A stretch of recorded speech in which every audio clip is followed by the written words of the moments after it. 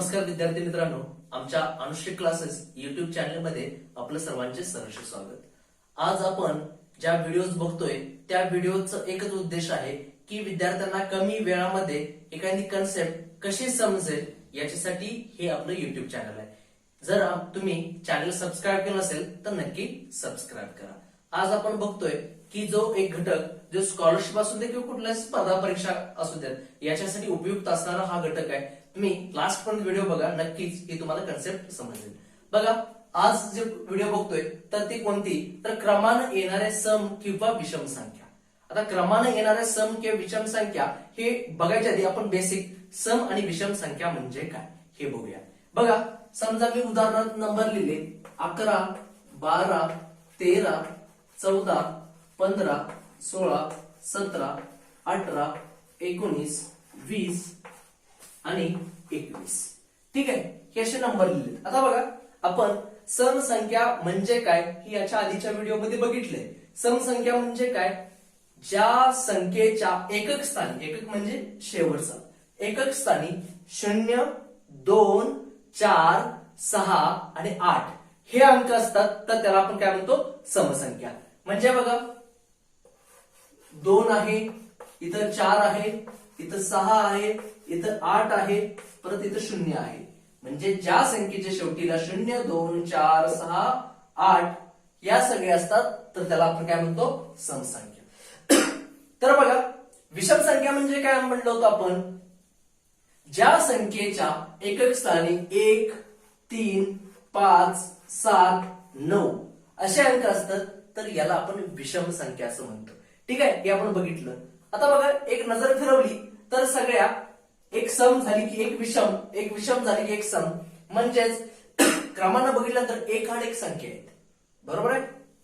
म्हणजेच ही जी पहिली 12 आहे या 12 नंतर जी एक गॅप सोडल्यानंतरच कुठली आहे की दुसरी समसंख्या 14 आहे, बरोबर आहे। मग याच्यासाठी मी आपल्याला इथे एक छोटेसे ट्रिक्स किंवा जे पॉइंट्स नोट्स लिहून ठेवलेले आहेत। बघा, पहिली जर समसंख्या असेल त्या बघा, एक सम दिल्या, सम मध्ये अधिक 2 केलं तर पुढची समसंख्या येते। म्हणजेच बघा, 12 मध्ये अधिक 2 केलं तर काय येणार आहे, 14 म्हणजेच पुढची समसंख्या। तसंच विषम संख्या कुठलीही असेल याच्यात अधिक 2 केलं की 11 आणि 2 काय येणार आहे की 13 म्हणजे पुढची संख्या, बरोबर आहे। म्हणजे बघा, कुठल्याही एखाद्या संख्येत अधिक 2 केलं तर त्याच्या पुढची सम किंवा विषम संख्या येणार आहे, बरोबर। म्हणजेच बघा, सम संख्येमध्ये अधिक 2 केलं तर पुढची सम संख्या येणार आहे, विषम संख्येमध्ये अधिक 2 केलं तर पुढची विषम संख्या येणार आहे, बरोबर। ही आपली एक नोट्स। त्याच्यानंतर बघा, एखाद्या सम संख्येमध्ये अधिक 1 केलं म्हणजे पुढची संख्या, म्हणजे ती येणार आहे कुठली, विषम संख्या। म्हणजे सम संख्येमध्ये अधिक 1 केलं तर पुढची विषम संख्या, एखाद्या विषम संख्येमध्ये अधिक 1 केलं तर येणारी ही पुढची समसंख्या। हे आपल्याला माहिती आहे। ही बेसिक झाले छोटे छोटे पद्धतीचे, पण एक्झामला जे स्कॉलरशिप असू दे किंवा एमपीएससी यूपीएससी मध्ये जे एक्झाम्पल्स येतात तर या लेवलचे येत नाहीत। तर तुम्हाला एखादा नंबर दिलेला असतोय आणि सांगतात त्या नंबर नंतर येणारं 25वी 20वी समसंख्या कोणती किंवा काय, तर या प्रकारचे प्रॉब्लेम येतात। तर बघा, आपण हे फॉर्म्युले याच्यासाठी तर लिहून घेतले। आता बघा, फॉर्म्युले हे खूप महत्वाचे आहेत। आता हे फॉर्म्युले कसे लक्षात ठेवायचे हे पण तुम्हाला मी सांगणार आहे, पण हे फॉर्म्युले कधी लक्षात राहतात जर तुमची कन्सेप्ट क्लिअर असेल तर। आता बघा, एक उदाहरण आपण घेऊया। उदाहरण आहे 151 नंतर, बघा 151 नंतर येणारी 25वी समसंख्या। बघा काय विचारलंय, 151 हा एक नंबर दिलाय, याच्या नंतर क्रमाने येणारी 25वी समसंख्या कोणती असं विचारलेलं आहे। प्रश्न बघा की एक नंबर दिलाय 151, त्याच्यानंतर समजा याच्यानंतर येणारी कुठली आहे 152। आता समजा ही विषम आहे, त्याच्यानंतर सम, त्याच्यानंतर 153 विषम. आता बघा यांनी काय विचारलंय की 25वी सम म्हणजे ही पहिली सम झाली, त्याच्यानंतर येणारी दुसरी सम, तिसरी सम, चौथी, पाचवी, सहावी अशी 25वी कोणती सम संख्या येणार आहे हे आपल्याला प्रश्न विचारलाय. ठीक आहे, सगळ्यांना प्रश्न कळाला. तर आता बघा याच्यासाठी आपण एक फॉर्म्युला लिहिलेला आहे. बघा फॉर्म्युला काय आहे. जर आपल्याला विषम संख्या दिली असेल म्हणजे सुरुवातीला विषम संख्या दिल्या आणि त्या विषम संख्येनंतर येणारी सम संख्या काढायची असेल किंवा एखादी फॉर एक्झाम्पल एखादी सम संख्या दिल्या समजा 52 नंतर येणारी आपल्याला विषम संख्या काढायची, 52 नंतर येणारी 10वी विषम संख्या काढायची. बघा म्हणजे देताना गणित काय दिलंय आपल्याला विषम संख्या दिल्या आणि काढताना सांगितल्या सम काढायला, किंवा देताना दिल्या सम आणि विचारल्या विषम. अशा वेळी कुठला फॉर्म्युला आहे तो आपण बघा. विषम संख्येनंतर येणारी सम किंवा सम संख्येनंतर येणारी विषम याच्यासाठी बघा फॉर्म्युला काय दिलाय बघा. दिलेली संख्या म्हणजे कुठली सुरुवातीला दिलेली संख्या अधिक 2n वजा 1 हा फॉर्म्युला. आता बघा फॉर्म्युला कशा लक्षात ठेवायचा. आता दिलेली संख्या का, तर आपल्याला सांगितले 151 नंतर कुठली येणार आहे म्हणून दिलेली संख्या. ठीक आहे. आणि आता बघा n म्हणजे काय, n म्हणजे कितवी सांगितली ती, किती नंबरची संख्या. बघा n म्हणजे काय, किती नंबरची संख्या काढायला सांगितलं तर आपण n म्हणतोय. ठीक आहे, n नंबरची म्हणजे 25वी. याच्यामध्ये n म्हणजे काय असणार 25वी. आता 25 गुणिले 2 म्हणजे इथं काय केलं 2n केलं म्हणजे काय की 2 गुणिले n म्हणजे इथं 25 गुणिले 2 म्हणजे काय बघा की 25 विचारल्या या संख्या एक आड एक असतात. बरोबर, पहिली एक सम एक विषम, एक सम एक विषम असते. म्हणजेच 25 सम संख्या आणि 25 विषम संख्या मिळून एकूण 50 संख्या असतात. म्हणजे एक आड एक असते म्हणून 25 विचारले तर त्याच्या डबल एकूण संख्या असणार आहेत म्हणून गुणिले 2 केले डबल. बरोबर. आणि एक वजा का केले, कारण की दिलेली विषम संख्या आहे आणि विचारले सम म्हणजे एक पुढे जाते म्हणून आपण इथं वजा केलेला आहे. ठीक आहे. सेम त्याच्यावरच मी एक दुसरा फॉर्म्युला सांगतो. जर तुम्हाला सम संख्या दिली असेल, उदाहरणामध्ये सुरुवातीला सम दिल्या आणि काढायला पण सम सांगितल्या, किंवा उदाहरणामध्ये विषम संख्या दिल्या आणि नंतर काढायला काय सांगितल्या विषम संख्या सांगितल्या, त्यावेळी फॉर्म्युला कसा तयार होतोय बघा. सेम फॉर्म्युला दिलेली संख्या अधिक 2n. बघा अधिक 2n. n म्हणजे काय, किती नंबरची संख्या आपल्याला काढायची आहे त्याला आपण काय म्हणतो तर n म्हणतो.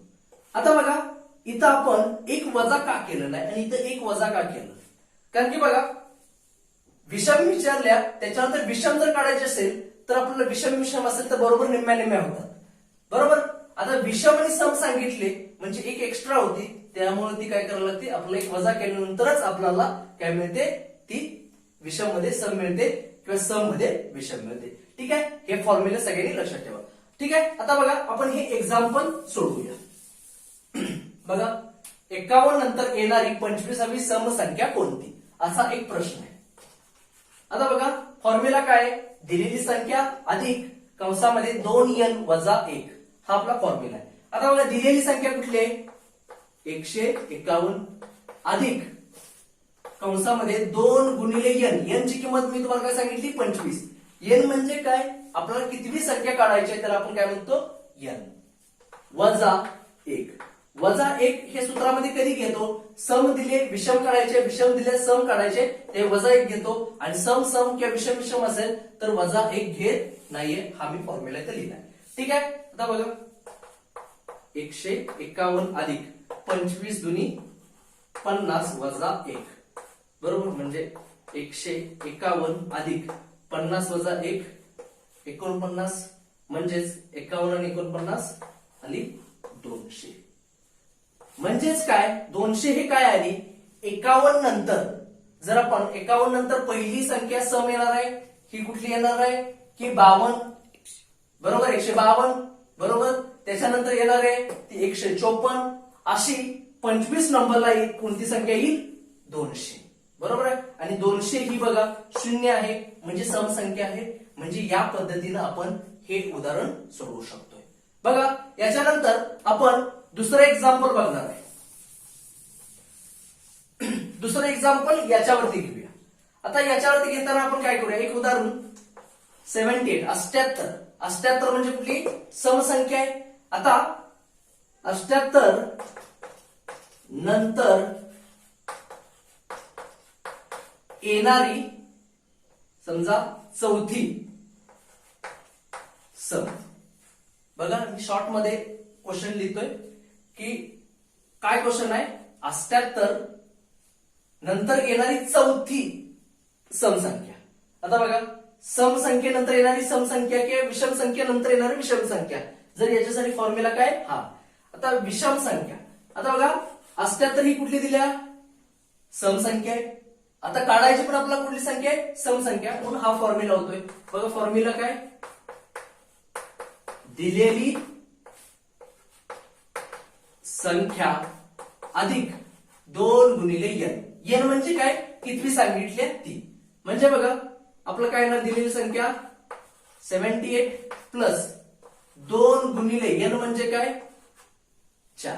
म्हणजेच काय झालं 78 अधिक 4 दुनी 8 म्हणजे काय झालं बघा 8 8 1606 1 म्हणजे 86.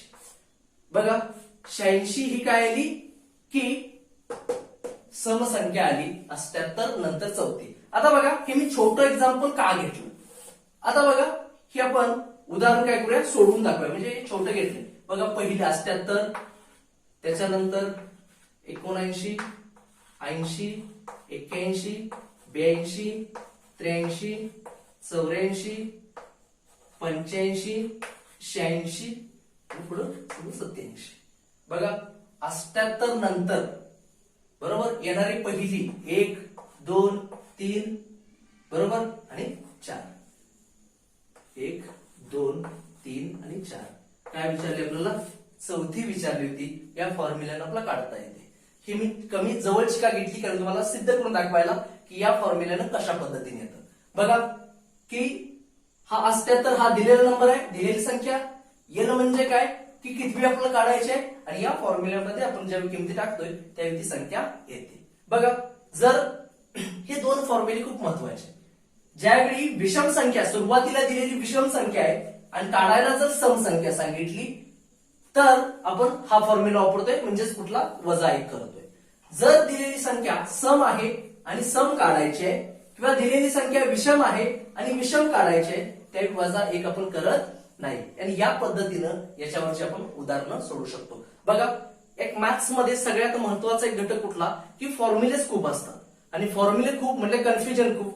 ते कन्फ्युजन होऊ नये म्हणून आपल्याला फॉर्म्युले प्रत्येक याच्यासाठी जे कुठले आहे, म्हणजे इथं n का घेतलंय, पहिली संख्या का घेतोय, की आपल्याला बेसिक ज्या ट्रिक्स माहिती पाहिजेत.